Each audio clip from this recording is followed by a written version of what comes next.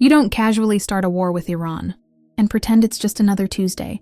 Press conference. You don't gamble with the Middle East like it's a casino chip on the table while American mothers wait to see whether their sons come home in coffins. And yet here we are.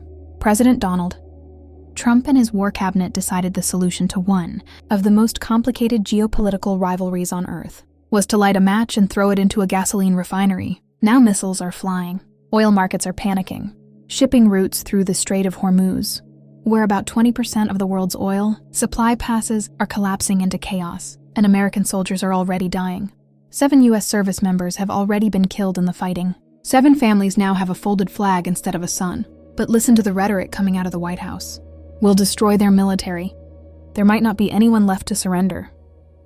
That's not strategy. That's rage dressed up as foreign policy. Because here's the part that history keeps trying to teach us. And we keep refusing to learn. You can bomb a country's buildings. You can assassinate its leaders. You can sanction its economy into dust. But you cannot bomb national identity out of existence. Iran is not a militia. It's a civilization older than most Western nations. Every time outside powers try to crush it, the regime gets stronger, not weaker. And now what have we done? Instead of weakening hardliners, we just handed them the perfect propaganda victory. Iran's leadership has already doubled down, installing an even more hardline successor after the previous supreme leader was killed in the conflict. That's the predictable result of war. You kill a dictator, and the next one rises with 10 times the hatred. Meanwhile, the rest of the world watches in disbelief.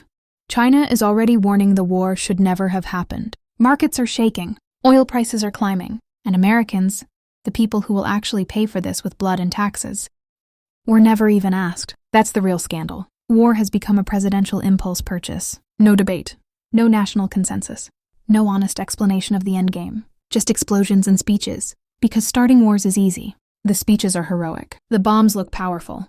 The flags wave beautifully. But the ending is always the same. Trillions of dollars burned. Generations of veterans carrying invisible wounds. And another region of the world turned into a graveyard of broken promises. What exactly is the victory condition here? Regime change? Occupation? Another 20-year war? Or are we simply repeating the same catastrophic mistake that took America 2 decades to crawl out of after Iraq? Because history doesn't whisper warnings. The next generation of Americans won't be reading about this war in textbooks. They'll be fighting it